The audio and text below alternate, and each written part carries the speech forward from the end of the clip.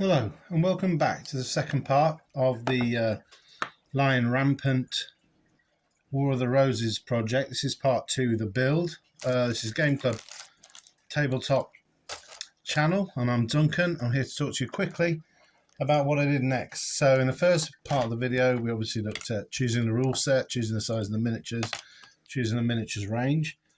And in this section all I really wanted to do was look at how I was going to turn the minis into the multi-bases that I wanted to use in the game. Now I've built a lot of them up, so I can show those later on. But I just thought I'd talk through the process that I've used with the others in terms of the cavalry that I have left to do. So, first thing to consider when you're building your units is how they're going to fit in with the actual game itself. So first of all, I need to get to the pages, right? So I've got infantry here. So in Lion Rampant, we have the choice of elite cavalry. Elite cavalry, models per unit 6. So realistically, we're looking for six per unit, and that's true with all of their cavalry, whether it be the light, the heavy, or the elite. So the ideal base would have 6 miniatures on it. Okay, as I said before, Lion Rampant works on a strength system as well, so we can class them as strength 6 but potentially have less models. So models I purchased from Pendraken in 10mm were 2 types.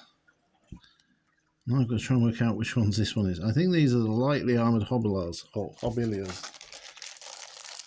There's 15 of these, and they tend to come in a minimal number of poses, so it's just a matter of sorting through them. So you put like poses together. So maybe we've got 3. I think we've got sword up, sword down, and the ones with the long spear. And so you're just going to sort through so you know how many of each there are. And that will help you plan what you're going to put onto your bases. That's a sword down, sword up, 4, 5, sword down. Okay. Maybe one of the ones. There we go. So we've got 5 of each of those, right? And the other group I bought for cavalry were these, and these are armoured heavier troops. And again, we're going to have these in 3 different types. That's right. The bases aren't great, so we've got that one's a mace kind of style, sort of charging forward, mace, hammer. Yep. Sorry, not very exciting, but this is, like I say, this is a big part of what you're going to have to do. Obviously with 28mm and some of the other bigger scales, you're going to have options in the way you build them, okay, as to what weapons you put on. So again, it's very important at that point to work out what you can actually field, what goes with what isn't allowed to be used weapon wise in that set of rules. Now my aim here really is to get 6 units. So it's a matter now of sort of getting the base out and thinking, well, what do I want to do? How do I want them to look? And what sort of number do I need? And again, even with single piece minis like this, always good to have a hobby knife, because you can see that even on these smaller minis, look, there's a lot of stuff there. It's going to stop that from sitting flat. Okay, now that's better. I'm not going to do too much cleaning up. I don't want these to be long videos. I want to give you the idea of what we'll be doing. So maybe I want to put some like this.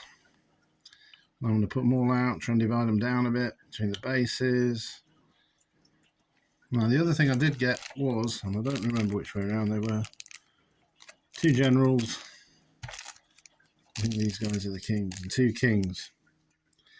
So between these, I'm going to divide them all up, glue them onto the bases, and turn them into full units. So keeping the heavier ones together, you know, I would organise them into units.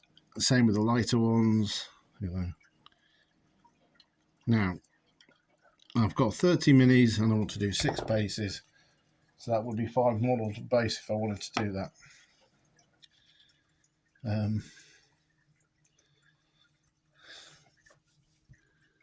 Or I could go to 4 and interweave the kings to get a little bit further on.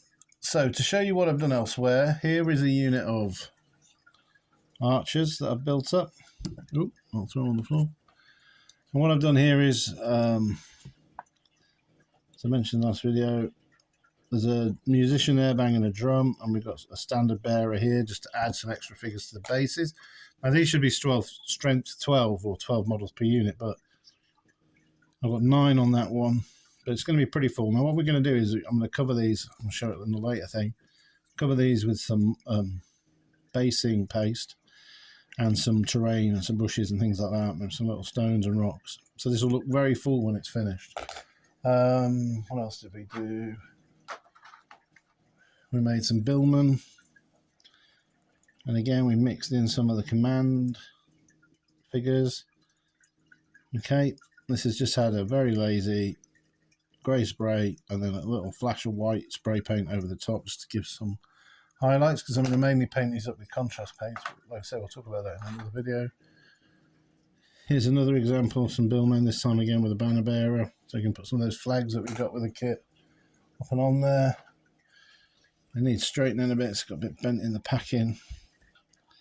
I packed them away last time, but here you can see again, you've got a nice block of pikes. We've got quite a few pike blocks built up.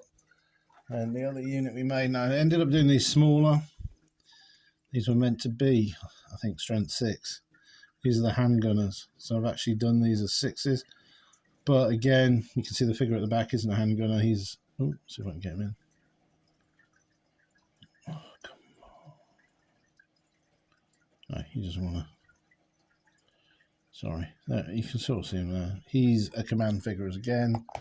And then we use some of the tbese shields. Again, just to add to these units. And I did, some of the archers get tbese as well. And again, we can put some bright colours on there, some of the different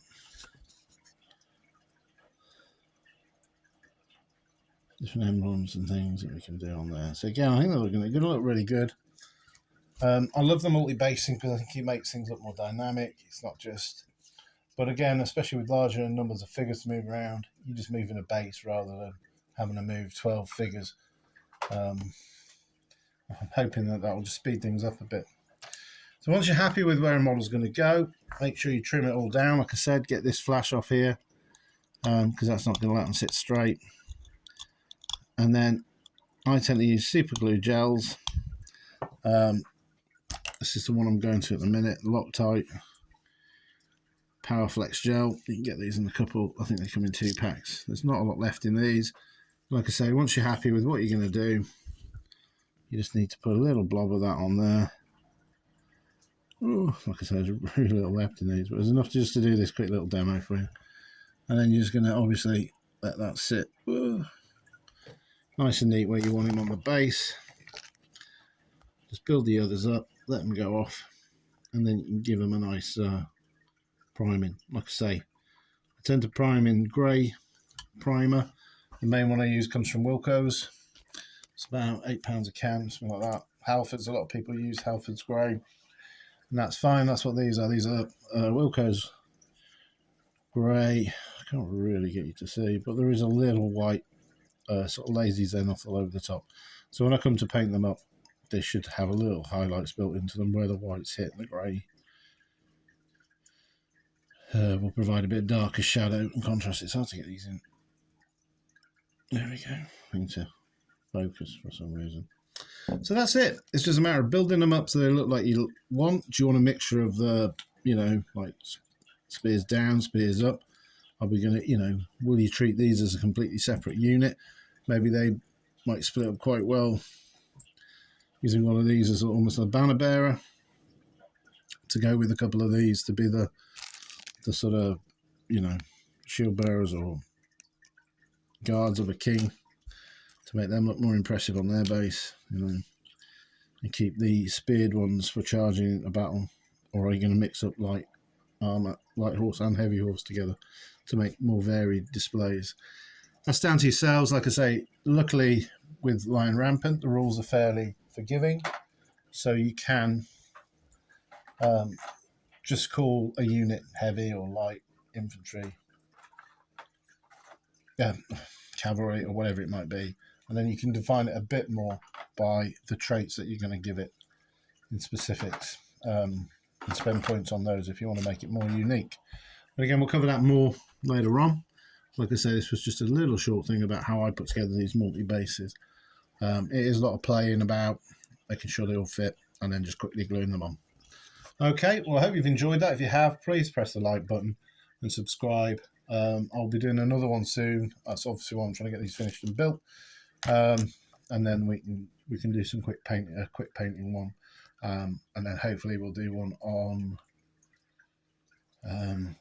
maybe doing a bit on how I'm going to base them up after they're painted, and then maybe a couple of games, quick few demo games, the Lion Rampant rules from this second edition set, which seem quite fast and fun actually.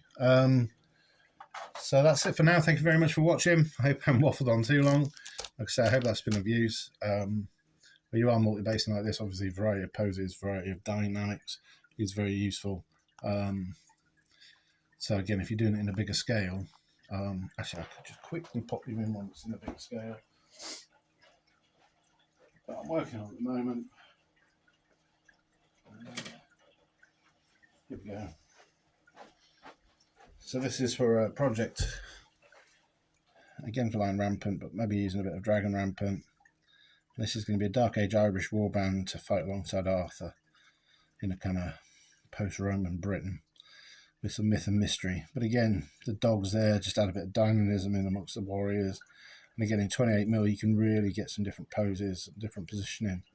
Like I say, when this is based up, it'll look really good.